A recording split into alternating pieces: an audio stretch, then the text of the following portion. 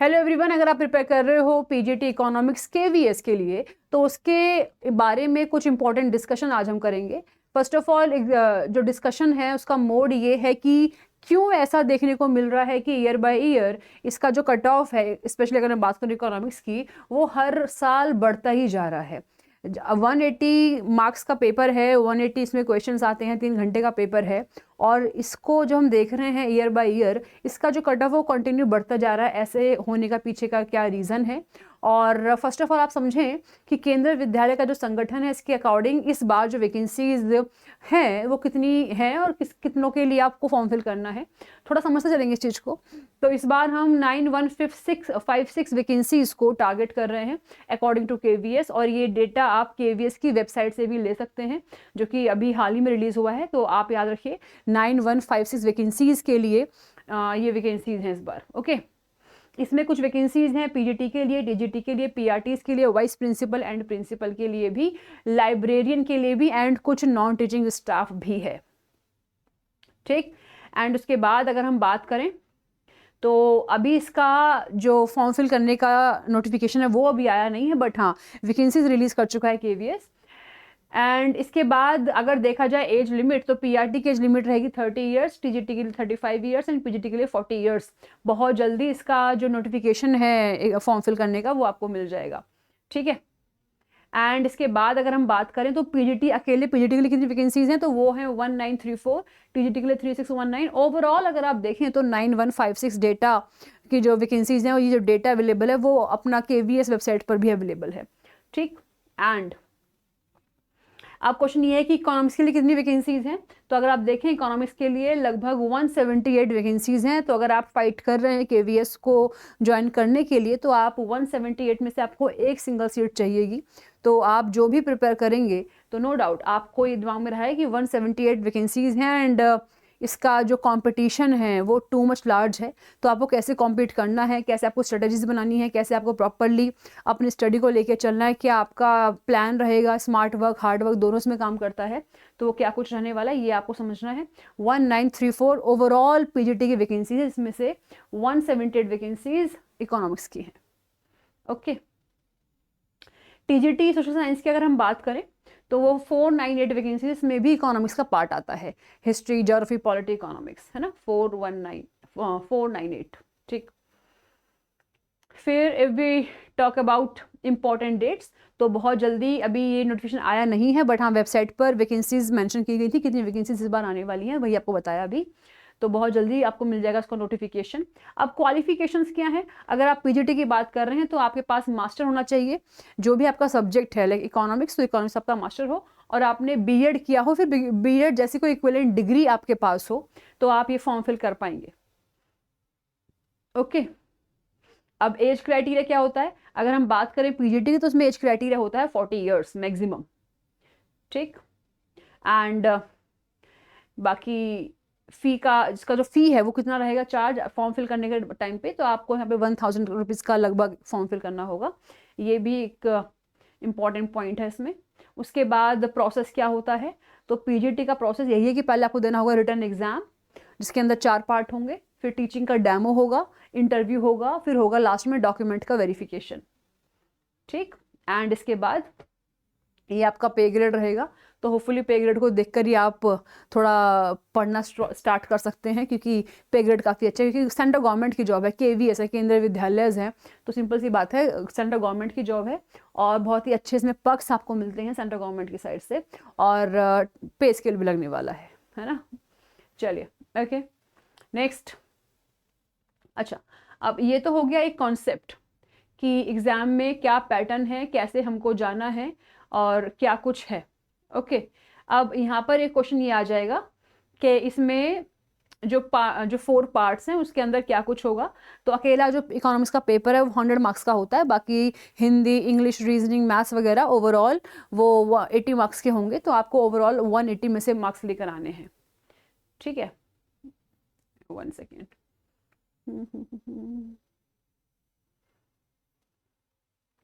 अब जो ये इम्पोर्टेंट सेशन जेनरिक है वो लगा है क्योंकि हम ये देख रहे हैं day by day, year by year के जो वैकेंसीज हैं इसका जो रिज़ल्ट आता है, कट ऑफ आती है, वो रेगुलर बेसिस पर लगातार, वो हर साल जो उसका रिज़ल्ट आता है वो एवरी ईयर अपग्रेड हो रही है। ऐसा क्यों हो रहा है कि लगातार केवीएस की जो वैकेंसीज है, स्पेशली पीजीटी इकोनॉमिक्स की, उसकी जो कट ऑफ है वो लगातार बढ़ते जा रही है? इसके पीछे का रीज़न क्या है? तो अगर हम इसके पीछे के रीज़न की बात करेंगे तो रीज़न बहुत से हैं। जैसे कि आप थोड़ा ये समझिए कि इसके पीछे का रीज़न क्या हो सकता है। पहली बात तो कट ऑफ कितनी है। अगर हम कुछ प्रीवियस ईयर्स के कट ऑफ की बात करें तो कितनी कट ऑफ है? देखिए, केवीएस पीजीटी की जो कट ऑफ है इकोनॉमिक्स की, वो कंटिन्यूसली हाई जा रही है। इसके पीछे जाने का रीज़न क्या है? तो जनरल कैटेगरी की पहले हम बात करें, 2018 में कुछ ईयर्स का कट ऑफ लिया हुआ है, बाकी बहुत से ईयर हैं कंपैरिजन करने के लिए भी, तो उनमें भी हम लगातार यही देख रहे हैं कि कंटिन्यूसली बढ़ रहा है। तो पीछे का रीज़न क्या है? 2018 में 87 मार्क्स पे अगर आप लेकर आएंगे 180 में से, तो जनरल कैटेगरी में आप पास हो जाएंगे। ओबीसी का 86 था, एससी 79 और एसटी 73। ठीक है, ओके। 87 के बाद 19 में ये हो गया 130, उसके बाद ये हो गया 128, ये हो गया 79, ये हो गया 73। बड़ा है कट ऑफ। ठीक है, जनरल कैटेगरी में 130 से 134 हो गया, फिर ये ओबीसी में 125 हो गया, फिर ये एससी में 120 और ये एसटी में 112। इट मीन्स अगर आप इसके पीछे के भी ईयर्स को देखें तो भी हम यही पाएंगे कि लगातार ईयर बाय ईयर जब जब एग्ज़ाम होता है पीजीटी का, उसमें इकोनॉमिक्स की जो कट ऑफ है वो लगातार ही बढ़ रही है। तो उसके पीछे के रीजंस क्या हैं? और अगर आप ये देख रहे हैं कि कट ऑफ लगातार बढ़ रही है तो आप उस अकॉर्डिंग और प्रिपेयर करिए ताकि आपका जो नेम है इस बार ही कट ऑफ में आ जाए। ठीक है, रीज़न क्या हो सकते हैं? हम ये समझते हैं कि इसके अंदर जितने एस्पिरेंट्स हैं, जितने बच्चे हैं, जितनों को एग्ज़ाम देना है, जितने भी एस्पिरेंट हैं, उसके हिसाब से वैकेंसीज एक्चुअली बहुत कम होती हैं। इट मीन्स फ्यूअर वैकेंसीज हैं, मोर एस्पिरेंट्स हैं। यहाँ जैसे कि हिंदी आप देख लें, आप हिस्ट्री देख लें, इनमें काफ़ी एस्पिरेंट्स होते हैं लेकिन इनकी वैकेंसीज भी काफ़ी आती हैं। लेकिन इकोनॉमिक्स का प्रॉब्लम ये है कि इसमें एस्पिरेंट्स बहुत ज़्यादा हैं और वैकेंसीज एक्चुअली कम है। इट मीन्स कैंडिडेट पर सीट रेशो बहुत कम है। एक बच्चे को बहुत सारे बच्चों के साथ compete करना पड़ता है। ठीक है, बहुत ज़्यादा हम कह सकते हैं इकोनॉमिक्स की भाषा में कि यहाँ पर कट ऑफ का इन्फ्लेशन है, बहुत ज़्यादा ही कट ऑफ है।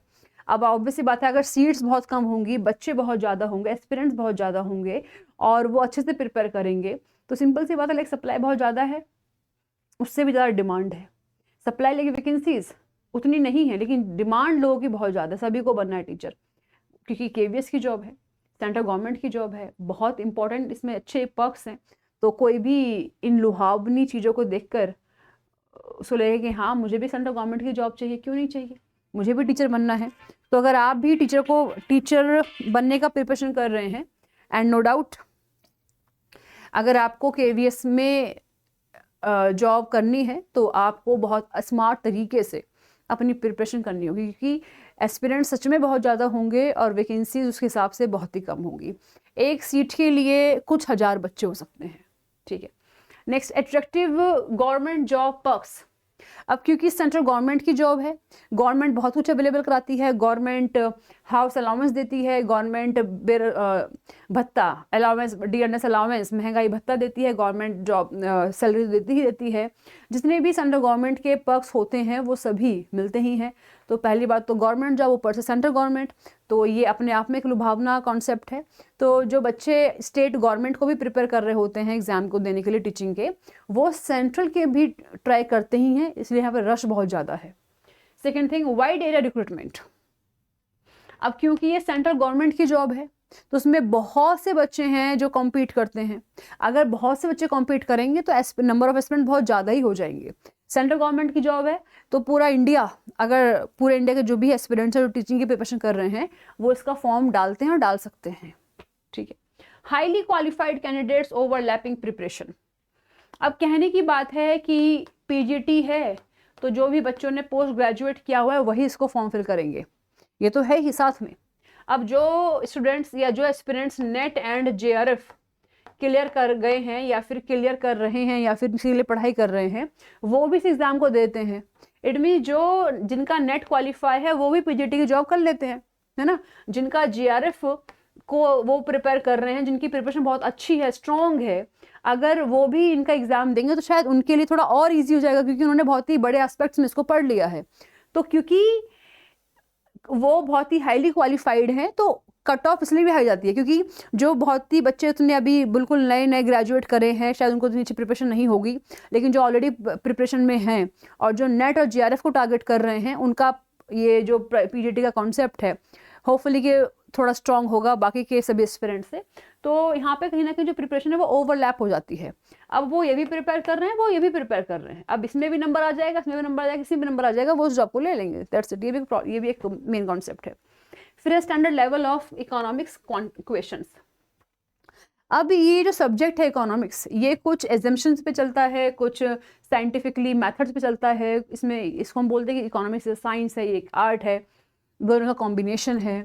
तो इसमें कहीं ना कहीं अगर किसी स्टूडेंट का कंसेप्ट बहुत स्ट्रॉन्ग है, अच्छे से पढ़ा हुआ है और उसकी जो एनालिटिकल पावर है वो बहुत अच्छी है, तो इसमें कोई भी एग्ज़ाम के अंदर जो रट्टाफिकेशन है वो काम नहीं करेगा। यहाँ आपको इकोनॉमिक्स एग्ज़ाम देने के लिए आपका जो कंसेप्ट है वो उसमें क्लैरिटी होनी चाहिए। अगर उसमें क्लैरिटी है तो आपका एग्ज़ाम निकल जाता है, ठीक है। जैसे कुछ चीज़ें होती हैं कि वहाँ बच्चे रट्टे मारने शुरू कर देते हैं या बस थोड़ा बहुत पढ़ लिया उससे हो जाता है, ऐसा नहीं है। अगर किसी बच्चे ने बहुत ही स्टैंडर्ड लेवल पे इसको प्रिपेयर किया है, उसके कॉन्सेप्ट्स बहुत ही क्लियर हैं, तो बहुत अच्छे से वो एग्ज़ाम को निकाल सकता है। और क्योंकि इसमें जो स्टूडेंट्स होते हैं, एस्पिरेंट्स होते हैं मोस्टली, वो तभी इतना आगे तक आते हैं जब उनके कॉन्सेप्ट एक्चुअली क्लियर हो चुके होते हैं। तो सिंपल सी बात है कि एस्पिरेंट्स बहुत ज़्यादा हो जाते हैं, उनके कॉन्सेप्ट बहुत स्ट्रॉन्ग हैं। तो क्योंकि सभी प्रिपेयर कर रहे हैं, सभी के मार्क्स अच्छे आते हैं, सभी अच्छा स्कोर कर लेते हैं, इसलिए इसकी जो कट ऑफ है वो भी हाई चल जाती है। ये एक रीज़न हो सकता है, ये भी एक रीज़न है, ठीक है। तो ये कुछ रीजंस हैं जो हम देख रहे हैं कि हाँ, कि गवर्नमेंट जॉब है, गवर्नमेंट में भी सेंट्रल गवर्नमेंट की जॉब है। दूसरी बात, वैकेंसीज कम है, एस्पिरेंट्स बहुत ज़्यादा हैं, ठीक है, और हाईली क्वालिफाइड कैंडिडेट भी इसमें अप्लाई करते हैं, ठीक है। और कंसेप्ट की क्लैरिटी अगर है तो एग्ज़ाम देना बहुत इजी है। ये कुछ इसके इंपॉर्टेंट पॉइंट्स हैं जिनकी वजह से हम ये देख रहे हैं कि लगातार इकोनॉमिक्स के सब्जेक्ट की जो कट ऑफ है, स्पेशली केवीएस पीजीटी में, वो कंटिन्यूसली बढ़ती जा रही है। इंपॉर्टेंट चीज़ ये कि अगर आप प्रिपेयर कर रहे हो केवीएस पीजीटी इकोनॉमिक्स को, तो इसकी वैकेंसीज बहुत जल्दी आ जाएंगी और होपफुली कि आप बहुत अच्छे से इस बार एग्ज़ाम देंगे। एंड अगर आपको प्रिपरेशन थोड़ी सी और इन्हांस करनी है अपनी, देखो self study is the best study, लेकिन अगर आप फिर भी थोड़े रिवीजन करना चाहते हैं तो आप अगर बैच ज्वाइन करना चाहें तो आप आ जाएंगे अड्डा 24/7 की वेबसाइट पर, और यहाँ पर आपको ये बैच दिखाई देगा, ये तेजस्वी 4.0 KVS जो स्टार्ट हो रहा है 7 जुलाई से। अगर आप देखेंगे तो इस बैच की टाइमिंग है, इस बैच की ड्यूरेशन, इस बैच की टाइमिंग होगी 7 जुलाई, इसकी टाइमिंग होगी 3 to 4। इस बैच को आप ज्वाइन कर सकते हैं और यहाँ आपको मिल जाएगा डिस्काउंट भी।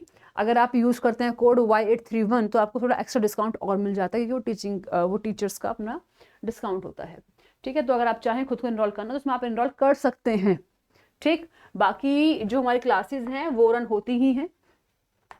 क्लास की टाइमिंग डेली बेसिस पर होती है। टीजीटी की अगर हम बात करें यूट्यूब पर 11:15 पर, एंड पीजीटी क्लासेस होती हैं डेली बेसिस पर यूट्यूब पर 12:15 पर। अगर आप सेल्फ स्टडी भी कर रहे हैं तो भी क्लासेस आपके लिए इम्पोर्टेंट हैं, ठीक है। कहाँ होती हैं? एट टीजीटी पीजीटी अड्डा 24/7 पर, ये यहाँ आपको मिल जाएंगी, ठीक है। तो अपनी प्रिपरेशन को करते रहिए और एनालाइज करिए, थोड़ा स्मार्ट वर्क करिए। ऐसा क्या है जो कुछ का एग्ज़ाम निकल जाता है 1 टाइम में, 2 टाइम में ही, और किसी एग्ज़ाम नहीं निकलता है, 4 ईयर 5 ईयर लग जाते हैं, ऐसा क्या हो जाता है, तो उसके पीछे का क्या लॉजिक है। और सबसे इम्पॉर्टेंट थिंग इज़ कि आपका जो बेस है वो स्ट्रॉन्ग होना चाहिए। बेस के लिए आप फर्स्ट कवर करिए एनसीईआरटी को। अगर आप पीजीटी प्रिपेयर कर रहे हैं तो अपनी 11th और 12th की एनसीईआरटी अपना बेस बनाइए। जिस भी आप ईयर में देंगे एग्ज़ाम, उस ईयर का budget and economy survey important है। इसके अंदर आपको कुछ बातें हैं जैसे कि micro economics, macro economics, statistics and Indian economy तो कवर करना ही है KVS PGT में। कुछ लेवल पे थोड़ा बहुत ज़्यादा नहीं, बट हाँ कुछ इंपॉर्टेंट थ्योरीज भी पूछ लेता है कभी कभी एग्जाम में, तो वो भी आपको कवर करनी है। बाकी इसका सिलेबस मैं 1-2 बार डिस्कस कर चुकी हूँ, अगर आप चाहें तो सिलेबस देख सकते हैं, बाकी वेबसाइट पे तो अवेलेबल है ही। तो आज के लिए इतना ही काफ़ी है। आज हम डिस्कस कर रहे थे क्यों ऐसा होता है कि कट ऑफ कंटिन्यूसली हाई जा रही है PGT इकोनॉमिक्स की। फिर कभी एक नया टॉपिक, नए जेनर को करेंगे discuss. Thank you so much, all the best, good luck guys.